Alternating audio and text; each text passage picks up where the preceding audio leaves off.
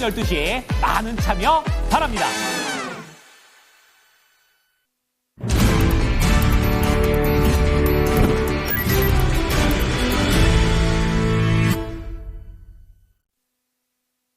네, 체크인스탁입니다. 두 분 모셨습니다. 토마토 투자클럽의 김민주 전문가, 알파경제 김정혜 이사입니다. 안녕하세요. 안녕하십니까. 예, 이슈 먼저 보겠습니다.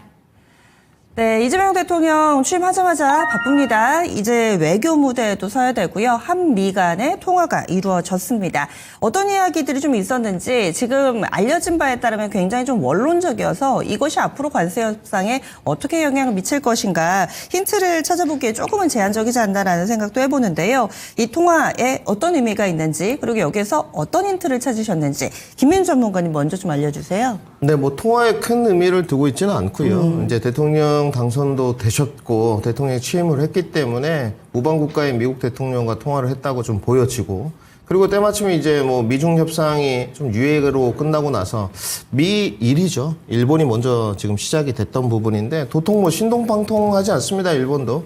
그리고 나서 이제 뭐 시장의 중론에 따라서 한국이 협상을 이어갈 것이다. 시기적절하게 통화는 이루어졌다고 좀 보여지고요. 결국 이제 미국 내에 좀 의미를 부여한다면 미국 쪽에서 우선순위에 변화가 좀 일어났지 않느냐. 중국과는 오늘 런던에서 뭐 진행이 됩니다만은 사실상 뭐 크게 진전이 이루어질 것 같지는 않거든요. 뭐 이미 내용을 알고 있습니다만은 90일 유예도 했고 여기서 뭐 아주 극적 타결 이런 내용은 힘든데, 동맹 국가들의 이제 포진돼 있는 일본과 한국을 좀 잡겠다. 이게 이제 본질인 것 같고요. 5월에도 이미 러트니크 상무장관인가요? 한국과의 통상 협상은 복잡하고 시간이 걸릴 것이다. 이렇게 밝혀놓은 상태였거든요. 그 부분을 좀 진전을 이루기 위해서 각국의 정상이 통화 정도 했다. 이렇게 보여지고, 국내는 과연 무슨 카드를 협상 카드로 활용해서 원하는 바를 얻어올 것이냐. 결국 두 가지밖에 없습니다. 여러분들, 조선업하고요. 미국산 LNG 수입을 어떻게 할 것이냐. 이 부분이 이제 협상 카드가 되겠죠. 조선업 같은 경우는 MRO 외에도 우리나라가 굴지의 기술력을 갖고 있기 때문에 너무 좋은 국면으로 가지 않겠나 판단을 하고 있고, 그 다음에 이 알래스카 뭐 LNG도 말도 많고 탈도 많습니다만은 국익에 정말로 이득이 되는 방향으로 가져온다면 문제는 없다.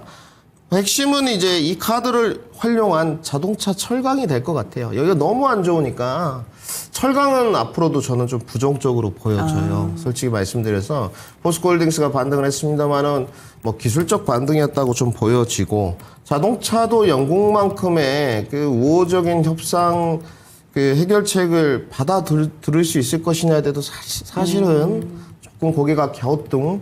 최우방과 국가인 영국과 우리나라의 포지션은 다르다는 거죠. 그리고 핵심은 저는 이렇게 보고 있습니다. 산업별 면제 방식이라는 용어를 좀 써봤는데, 과연 우리나라가 얼마만큼 이 산업별 면제 방식에 여러 가지의 산업군과 뭐 주식으로 따지면 섹터가 들어갈 수 있느냐. 이걸 잘 얻어와야 되거든요.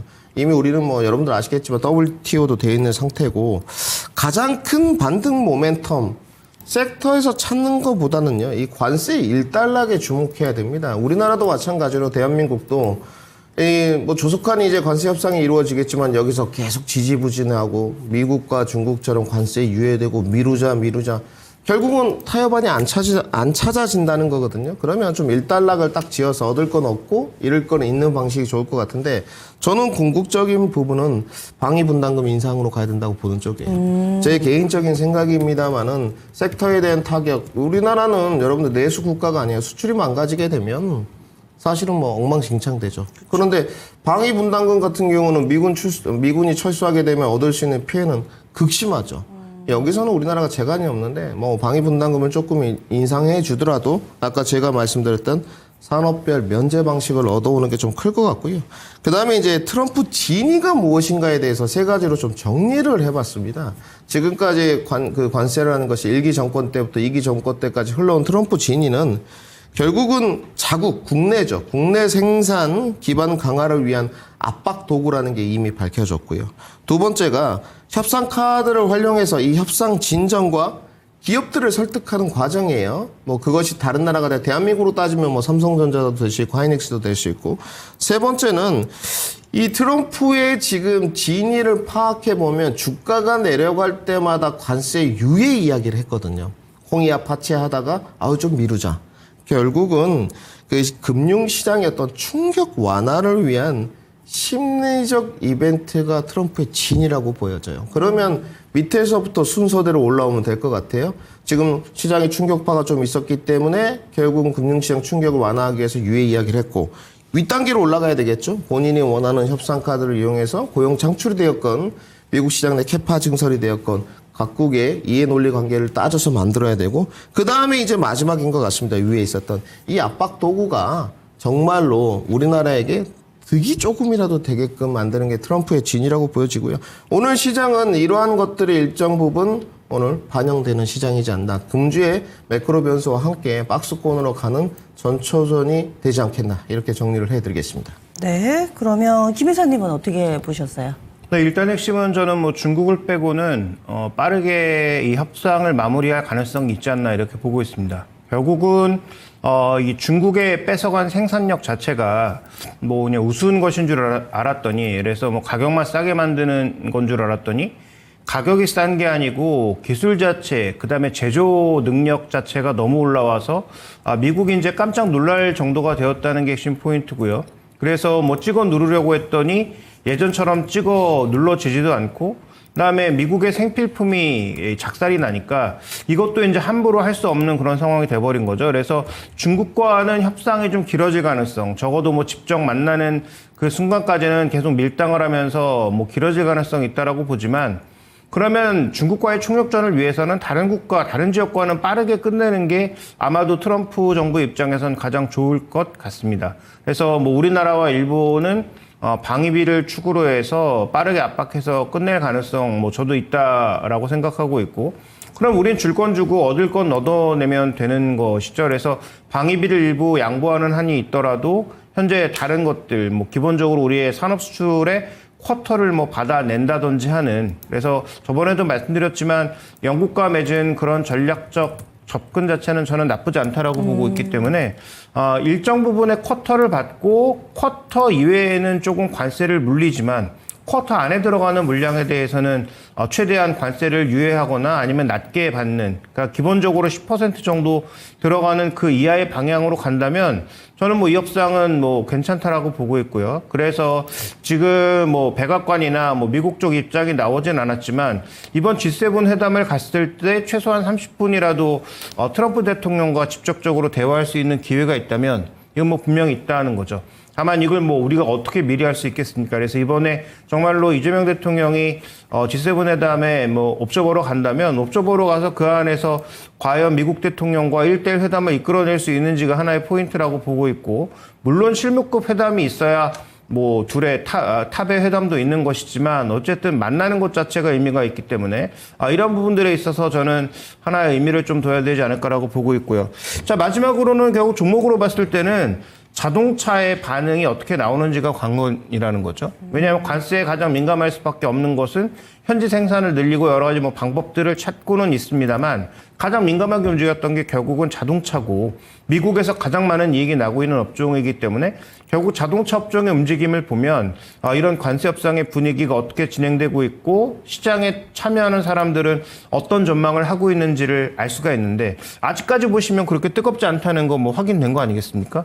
다른 종목군들이 다 신고가를 쓰거나 굉장히 탄력적으로 움직이고 있는데 여전히 자동차가 계속 부진한 모습을 보여주고 있어서 이 협상에 대한 지금 베팅은 여전히 낮은 확률로 베팅되고 있다라고 볼 수가 있는 거죠. 그래서 앞에는 두 가지 이제 체크 포인트를 말씀드렸다면 결국 이 강도를 알기 위해서는 자동차 종목의 민감도가 얼만큼 증가하느냐를 살펴보시는 게 저는 핵심 포인트라고 보여집니다. 네, 두 분이 이 솔루션이라든지 앞으로 우리가 좀 지켜봐야 될 부분에 대해서 의견이 좀 모아지네요. 결국에는 산업별로 어떤 기준을 좀 적용하게 될 것인가. 여기에 또 관심이 쏠리니까 결과적으로도 또 자동차가 나침반 역할 좀 키가 되는 중요한 섹터가 아닐까. 이 한미 무역 협상과 관련돼서는 의견이 나왔습니다. 그렇다면은 섹터로 넘어가 보겠습니다. 오늘 두 분이 골라오신 섹터, 먼저 김민 전문가님 어떤 섹터 관심 갖고 보시나요? 네, 오늘 반도체 준비했습니다. 반도체, 그리고 김 이사님 네, 알려주세요. 저는 2분기까지는 봐야 된다라고, 상반기 내는 봐야 된다라고 했던 엔터 업종을 좀 봐야 될 것 같습니다. 엔터 좋습니다. 지난 수요일에는 반도체 중에서도 소부장 쪽, 이쪽을 또 김민주 전문가님이 강조를 해주셨는데 오늘 지난 금요일에가 휴장이었기 때문에 한 3개월 만에 다시금 반도체. 그런데 오늘은 또 대형주 쪽에 주목하시는 것 같아요. 좀 더 설명을 해주세요. 네, 지난주에도 뭐 말씀을 드렸지만 이번 주까지 삼성전자가 6만 전자에 안착할 것이다. 말씀을 드렸던 것 같고요. 오늘 좋게 이제 59,900원까지 오른 삼성전자 주가입니다. 결국은 오늘 반도체 섹터를 다룰 때 거시 관점에서 삼성전자 이야기를 안 할 수는 없는 것 같아요. 저는 사실은 뭐 조선방산원전 좀 섭섭할 수 있겠습니다만은 쉬어가도 괜찮다. 삼성전자만 버텨준다면 오히려 나중에 대세적인 상승을 노릴 수 있는 지수에 중단 부분에 왔다라고 보여지고요. 여러분들 아시겠지만 지금 선물 모습인데요. 380까지 왔습니다. 너무 빨리 왔어요. 너무 가파릅니다. 이 너무 가파른 데에 대한 이야기가 나온 것이 두 가지가 있어요. 은행주와 증권주입니다. 근데 오늘 모든 나온 뉴스플로우를 취합해 보자면 너무 빠르지 않느냐. 이런 경계 시그널들이 빠르게 나오고 있고 지수가 2,800대예요, 지금. 결국은 여기서 어떻게 이제 박스권을 만들어 가냐인데 삼성전자가 만약에 여기서 박스권을 만들어 버리면 기류는 좋아지지 않습니다. 결국은 저는 오늘 분석을 좀 해보니까 종목 몇 개를 보여드릴 텐데요. 하나 에어로스페이스 모습입니다. 즉 하나 에어로스페이스 지난 고점 대비 그리고 현대로템은 조금 이야기가 틀립니다만은 하나 시스템, LIG 넥슨업까지 고점 대비 6에서 7%밖에 오르지 않았어요. 그러면 SK하이닉스와 삼성전자는 얼마가 올랐느냐? 삼성전자는 11%가 올랐고요. SK하이닉스는 20만 원 기준으로도 지난번 고점 대비 15%가 올랐거든요. 결국은 지수의 반등 동력에 조금 추가적인 원동력을 제공해준 기업, 종목은 어디였냐? 삼성전자 하이닉스였다는 것이거든요. 그러면 여기에 추가적인 동력이 나와 있느냐? 의견이 분분합니다만은 대다수가 올라갈 수 있는 자리는 만들어졌다. 삼성전자도 마찬가지. 단지 이제 이런 평가는 있죠. 박스권 상단에서 좀 멈출 것이냐. 아직까지는 뭐 이익 모멘텀이 등등의 여러 가지 이유가 있지만 상승 박스권 상단을 좀 돌파할 것이냐에 대해서는 의견이 약간 나눠져 있습니다. 그러면 박스권 상단은 어느 정도냐? 65,000원 정도라고 보시면 될 것 같고 공이 전부 다 이런 이야기를 하고 있어요. 삼성전자의 외인 비중을 보시게 되면 지금 49%대거든요. 49.2 이 정도 왔다 갔다 하는데 팬데믹 당시만큼 낮은 수치다. 동의합니다. 결국 삼성전자는 외국인 비중이 낮아졌다면 올라가는 데가 역사적 저점 구간이었는데 아직도 비중으로 보게 되면 올라갈 위치는 많이 남아있다는 걸 말씀드리고요. 기술적 노이즈에 관해서는 여러 가지 평가들이 있지만 거의 대다수가 이제 선반영되었다.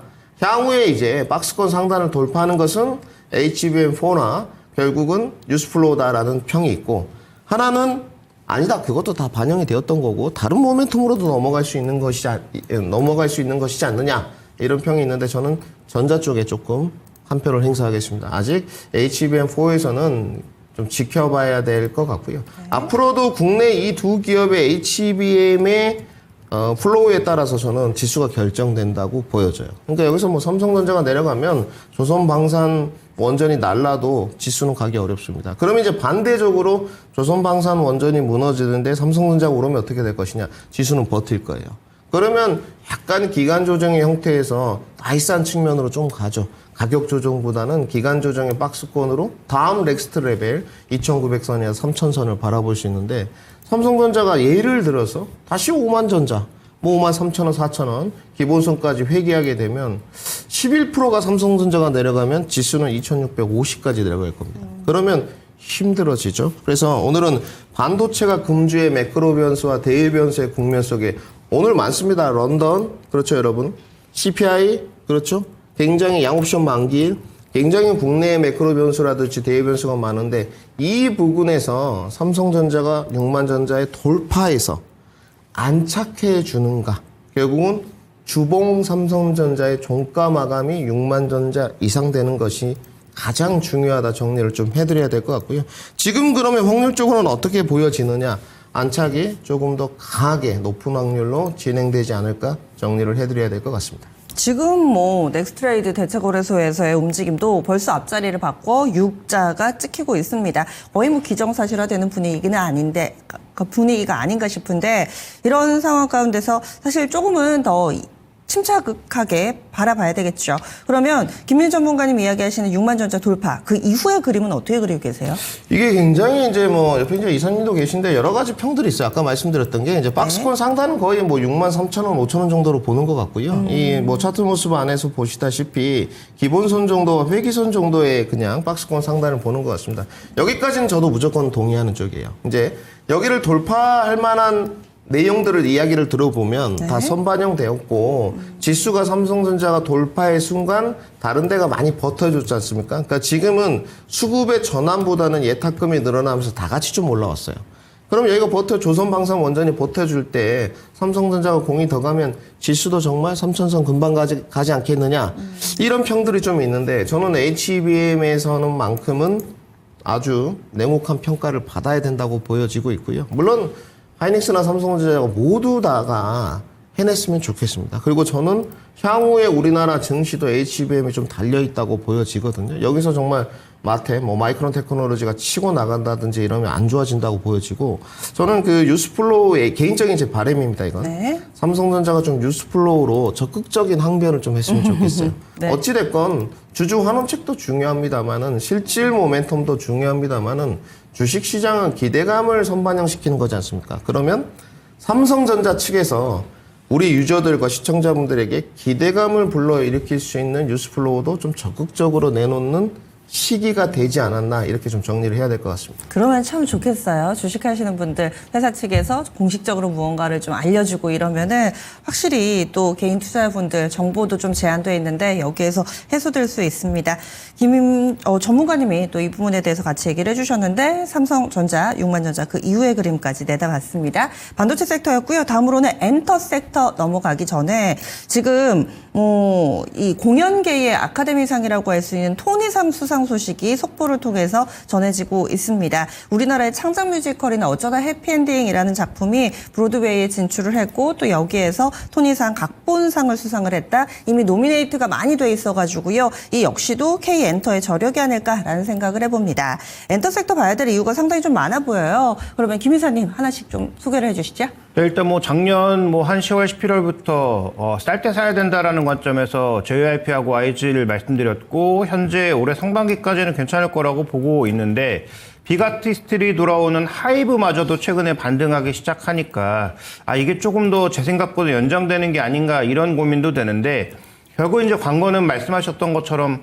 공연에서 판가름 나겠죠. 그래서 뭐 엔터 전반 뭐 지금 뭐 스튜디오 드래곤이라든지 죄송합니다. 뭐 CJ 이쪽까지 보기에는 조금 너무 폭이 넓고 지금 엔터 44 정도에서 만약에 디어유까지 포함하면 54 거기다 뭐 FNC 엔터까지 포함하면 한 6개사 정도 될 텐데 이 정도까지 포함한다면 최근에 거의 다 반등하고 있다고 해도 과언이 아닙니다. 디어유 정도가 오히려 좀 약하지 나머지 회사들은 강해지고 있는 가장 결정적 이유는 결국은 공연의 계절이 다가왔다는 게 핵심 포인트고 가장 강한 YG는 블랙핑크의 공연이 바로 눈앞에 다가와 있다는 게 핵심 포인트인 거죠.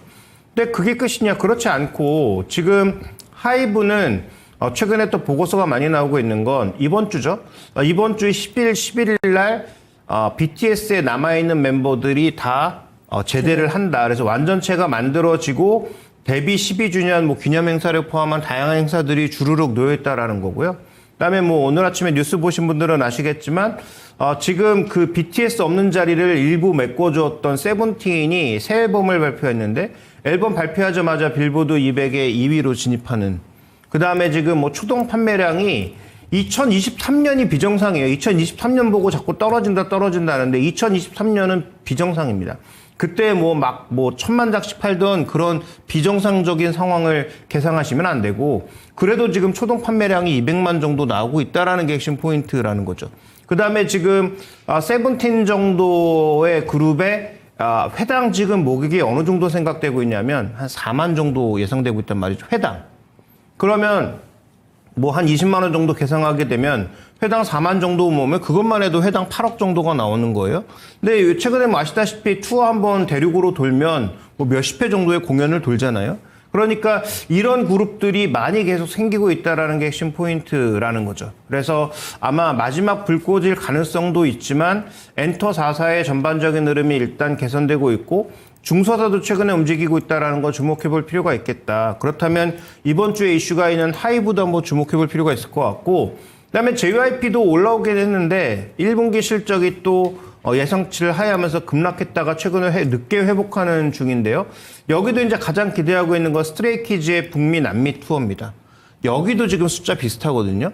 회당 한 4만에서 4만 5천 정도 모을 걸로 예상을 하고 있어요. 네. 그렇게 본다면 여기도 이제 상반기 내 매출이 지금 한 3천억 정도 예상하고 있기 때문에 그 부분을 좀 고려해 본다면 이렇게 뭔가 모멘텀이 다가오고 있는 종목군들은 좀 주목해 볼 필요가 있겠다. 다만 블랙핑크를 좀 너무 당겨가고 있는 YG는 추격하기에는 이제 조금 어렵지 않나라는 판단이라서 빅4 중에서는 저는 하이브하고 그다음에 JYP 엔터 정도를 주목해 봐야 되지 않느냐 이렇게 보고 있습니다. 이사님 같은 경우는 작년 말에 시장 분위기가 약간 어수선할 때 이미 많은 조선방산 이쪽을 따라가는 것도 뭐 방안이 될 수 있겠지만 그때 시장에서 크게 관심을 갖지 않았던 엔터 섹터를 내년까지 좀 볼만한 섹터로 여러 번 얘기를 해주셨는데 그 사이에 1분기 주가 좋았고요. 2분기까지 꾸준히 오름세를 나타내고 있는 엔터입니다. 그런데 말씀해주신 2분기 이제 마지막 달 와 있거든요. 4, 5, 6.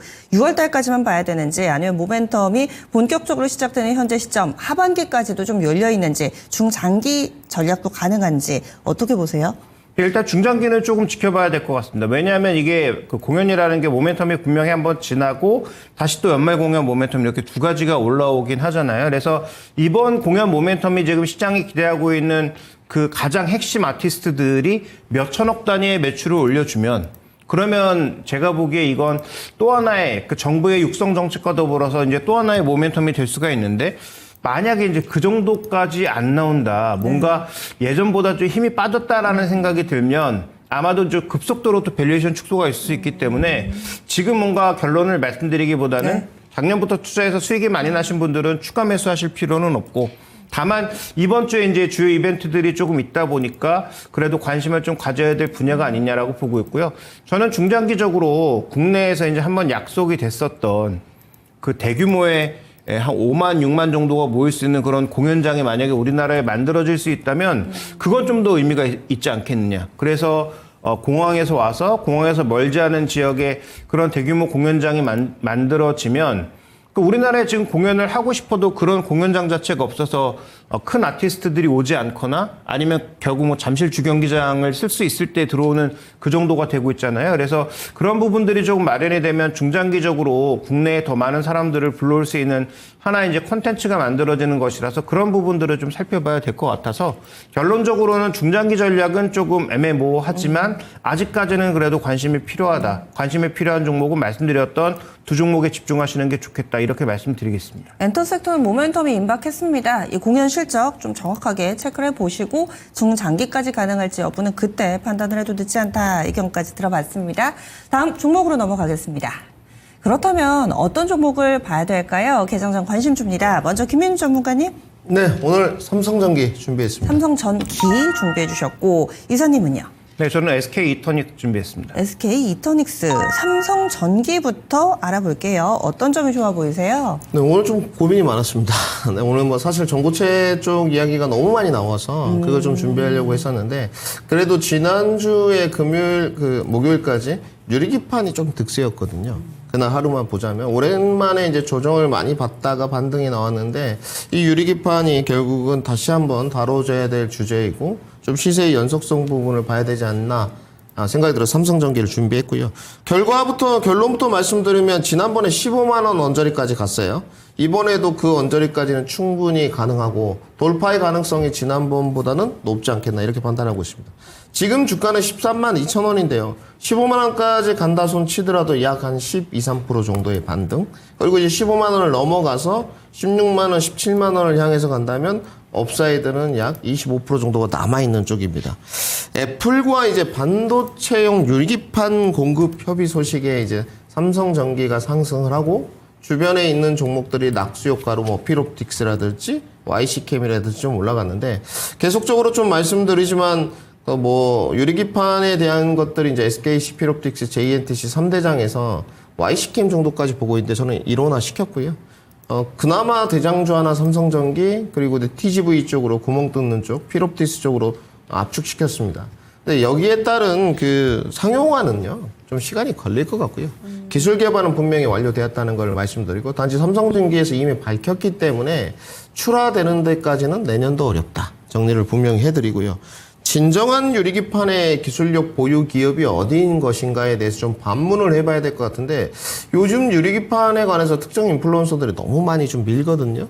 개인적으로. 그런데 저는 좀 반대 의견을 드리고 싶습니다. 아무리 취재를 했다 한들 삼성전기에서 그렇게 이제 타임라인들을 밝혀놨는데 유리기판이 당장 상용화될 것처럼 이야기를 하면 기자분의 취재가 잘못됐거나 삼성전기에서 거짓말을 하고 있는 거지 않습니까? 그래서 이런 부분들은 주식시장에 호도되면 안 되겠다라는 말씀을 좀 드려야 될 것 같고요. 유리기판 생산까지입니다. 가는 시간은 분명히 삼성전기 측에서 밝혔기 때문에 긴 시간이 필요하다. 삼성전기에 그러면 유리기판만 좀 집중을 해야 될 것이냐? 그렇지 않습니다. 삼성전기에 뭐 중국향도 중요합니다만은 고부가가치 라인업들이 특히 많아요. 그 중에서 제가 주목하는 MLCC는 전장용입니다. 그래서 이 부분은 꼭 참고를 하셔야 될 것 같고요. 그 다음에 결국은 AI죠.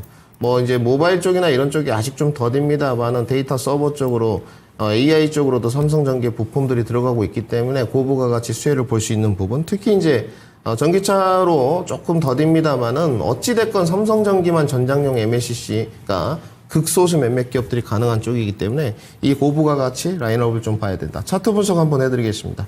지금 13만 2천 원의 변곡 쪽까지 와 있는 모습인데요. 지난번 고점 찍었던 15만 원 언저리까지는 무난하게 올라갈 겁니다. 그러면 업사이드는 현재 한 12, 3% 정도 남아있는 쪽이고요. 단기나 중장기 모두 접근이 좀 가능하지 않나. 이제 매집 관점으로 끌고 가시는 걸 조금 더 권장드리고 싶고요.